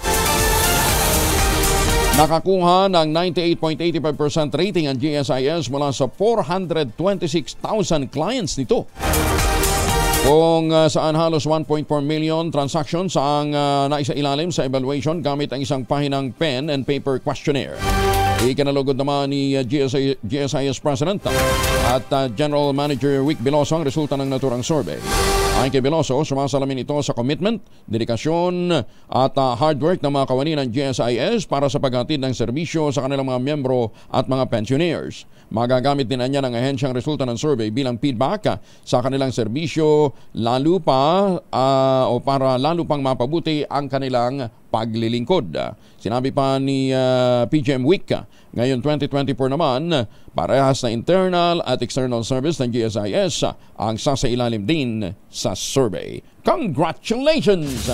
Maganda umaga, Pilipinas! 32 na makalipas ang alas 5 ng umaga. Ang balitang ito ay hatid sa inyo ng Umaga, Pilipinas! Makinig maigi dahil baka nasa area mo ngayon ang swerte. Pwede ka magpadikit ng DZRH sticker at pwede ka ring manalo ng 1,000 pesos sa DZRH Mas Malakas ang Dikit Stickering Promo. Alamin na ang location ng ating roaming team. Ala, sige, paunahan ito ha. 38 na makalipas sa alas 5 na umaga, paunahan nasa may tapat ng Santo Niño Church sa Pandacan, Maynila ngayon, tapat ng Romualdez Ancestral House, ang grupo na Sherwin Alparo. Doon sa mga nakamonitor at nag-aabang para sa ating stickering promo, paunahan ho ito para ho doon sa mga mananalo ng premyo. Nasa tapat ng Santo Niño Church sa Pandacan, Maynila, tapat ng Romualdez Ancestral House, ang grupo ni Sherwin Alparo. Maganda umaga, Pilipinas! Patuloy tayo sa mga balita. Nagsisilbi bilang panggising sa lahat para magtulungan ang pangunguna ng Pilipinas sa mga bansa sa buong mundo sa mapangani o na sinasabing mapanganib o delikado. Base po ito sa 2024 World Risk Report. Ayon sa Office of Civil Defense, ipinapakita nito ang pangangailangan na magkaroon ng multi-sectoral approach sa disaster risk reduction and management. Iginit pa ng OCD, mahalaga ang patuloy na pagtutulungan ng iba't ibang sektor upang tulungan ang mga kababayan natin na matugunan, malabanan ang natural calamities, mga sigalot, pandemic at gera. Naniniwala rin ang ahensya na sa pamamagitan ng kolaborasyon, mapagpapatuloy ng OCD ang pagtataguyod ng mas komprehensibo at konkretong mahakbang para maibsan ang mga panganib. Kahit na ho anong drill ang gawin ho natin dyan, ano ho yung mga paghandang gagawin natin, kung hindi ho natin nululunasan ang tunay na ugat ng problema, alahong mangyayari. Ang ugat ho ng problema, kaya marami ho tayong mga pagbaha na nararanasan, dahil kalbo po ang bundok pa.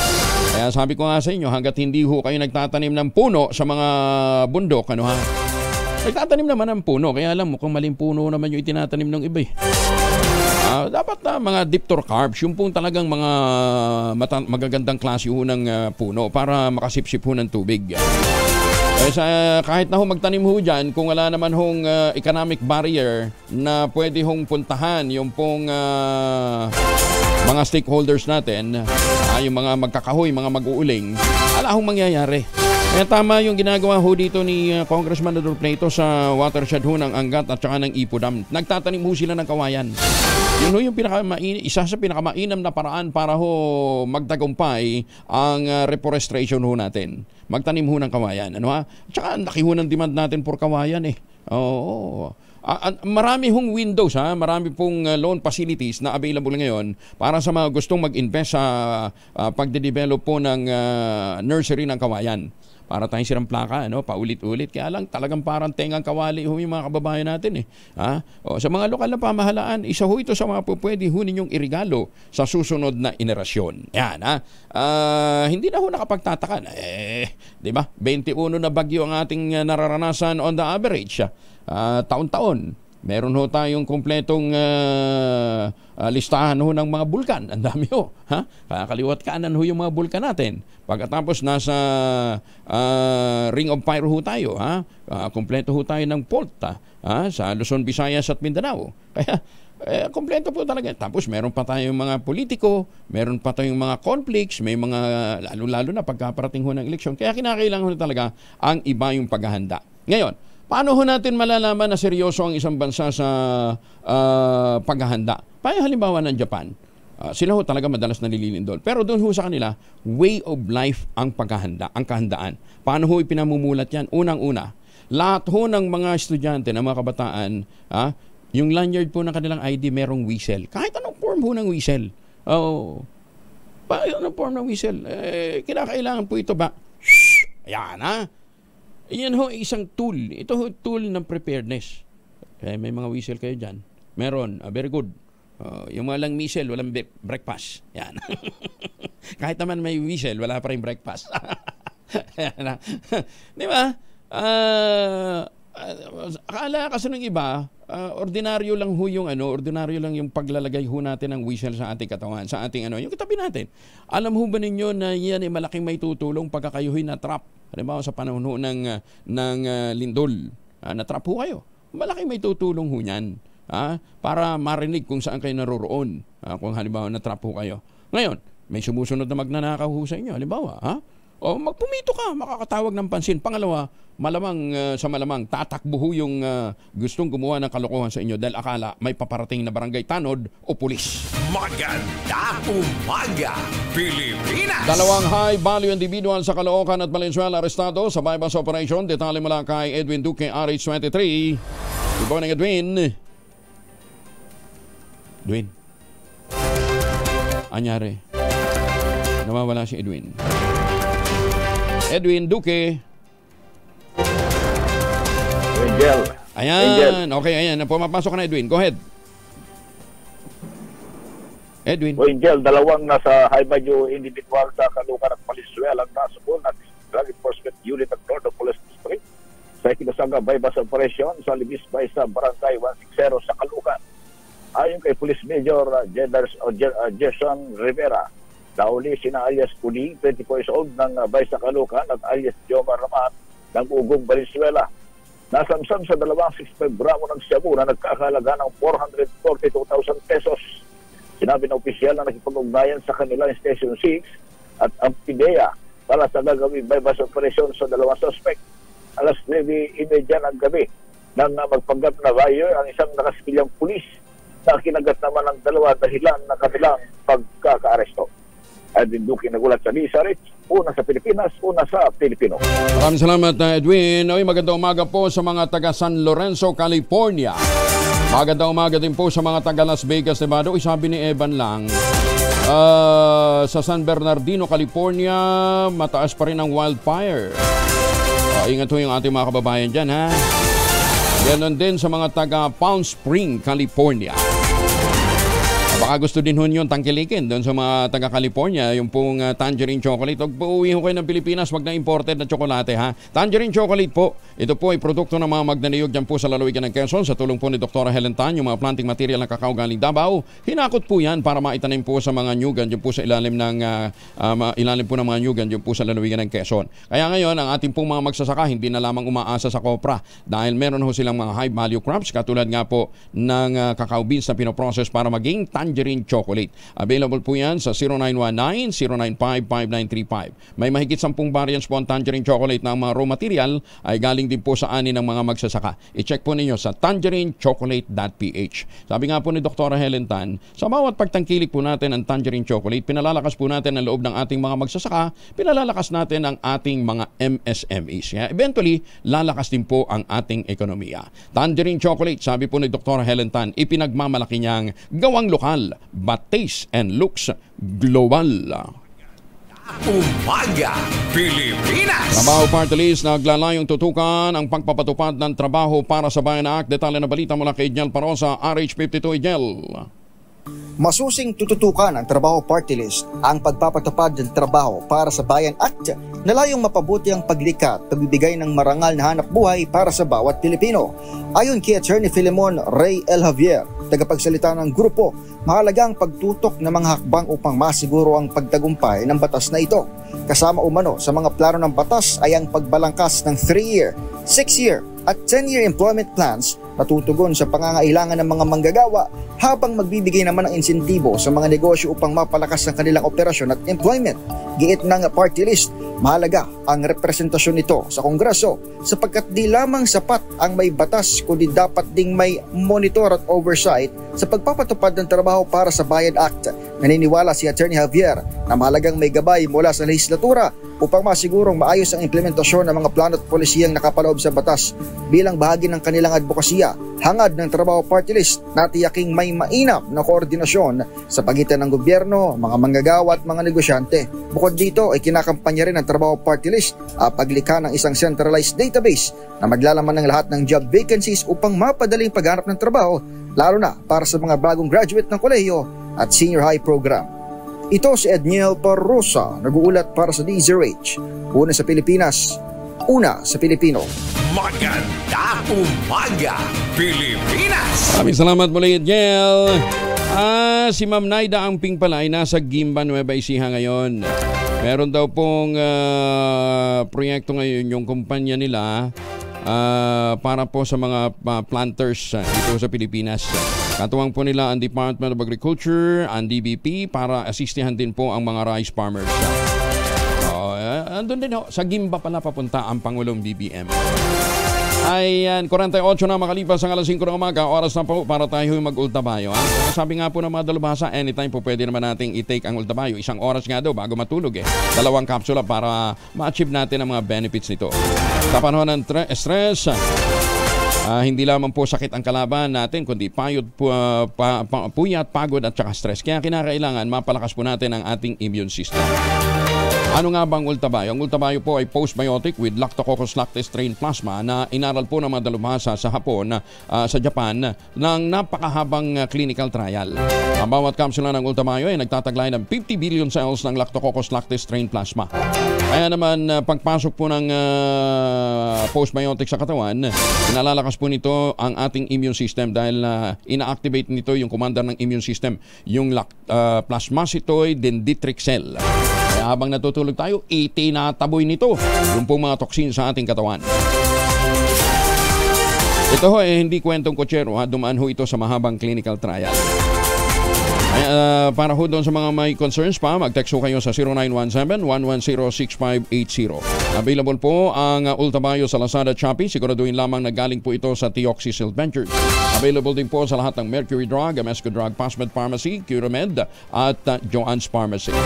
Mahalagang paalala ang ultabayo ay hindi dapat gamiting panggamot at sa anumang uri ay hindi gamot at hindi dapat gamitin panggamot sa anumang uri ng sakit. Halal certified, ito po ay rehistrado sa Food and Drug Administration. 5:49 ang oras sa buong kapuluan. Maganda umaga, Pilipinas! Umaga, Pilipinas! Ay, magandang umaga din po sa mga taga Rizal. Nandyan sa Binangonan Rizal ngayon, yung St. Monique Ballet. The most prestigious project ngayon sa Binangonan Rizal na pwede pong i-avail ng ating mga kababayan sa mga kalapit na lawigan, hindi lamang po sa Rizal. Tingnan ho ninyo yung kanilang model townhouse, yung Bianca. 2-story townhouse yan with balcony na may 2 hanggang 3 bedrooms. Pwede ho nyong ma-avail through Pag-ibig Financing at less than 20,000 pesos a month ang monthly amortization, payable hanggang 30 years. Ano ha? Tawag ko kayo sa 0917-719-7908. Ulitin natin. 0917-719-7908 para po sa karagdagang impormasyon. Ayan ha? Yung bang pagising mo pag bukas mo ng pinto at punta ka ng bulkan, ang sasalubong sa iyo malamig na hangin at magandang tanawin. Yan po ang St. Monique Dalay, the most prestigious project ngayon sa Binangonan, Rizal. Magandang umaga, Pilipinas! Mga nasunugan sa Bacoor City, binigyan ng tulong ng DSWD. Detalye na balita mula kay Bal Gonzales, RH5 Bal. Kuya Angel, namigay ng mga non-food items ang DSWD Field Office Calabarzon sa halos 1,000 pamilya na nabiktima ng malaking sunog sa Dasmariñas, Cavite. Nabilang sa mga ipinamahaging 800 family kits, 800 sleeping kits, 1,000 kitchen kits mula sa ahensya at 1,160 mga bottled waters bilang donasyon. Abot sa 852 pamilya o katumpas ng 4,260 individual ang nawalan ng tirahan dahil sa sumiklab na sunog sa lugar noong araw ng Martes.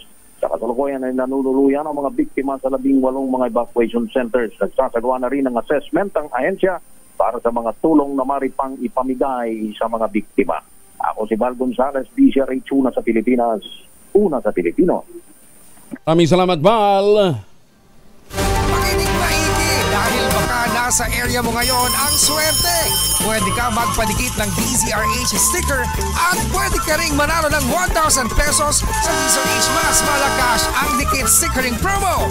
Alamin na ang location ng ating roving team. Sherwin. Hello. Yo. Yes, at nandito nga tayo sa barangay 833. Dito yan sa Pandakan, sa may Santo Niño Church. Ito yung Santo Niño Church, yung nasunog ng 2019. Pero ngayon, yan na, under construction pa rin. At syempre, ang isa sa mga pamosong pinupuntahan dito ng ating birthday boy ngayong araw, alam mo yung kanilang ancestral house, itong Romualdez Ancestral House. Ito yan sa tapat ng Santo Niño Church dahil nga nung kabataan itong si President Bongbong Marcos, madala sila dito noon, lalo kapag fiesta ng Santo Niño, dito sila sa bahay na ito nananatili para makisaya at makipagdiwang ng kapistahan ng Santo Niño. Dito yan sa Pandakan, Maynila. Sherwin, Unang dumating na magpapadikit ng DZRH sticker, Angelo, itong kulay itim na grab car. Pangalan mo, kuya?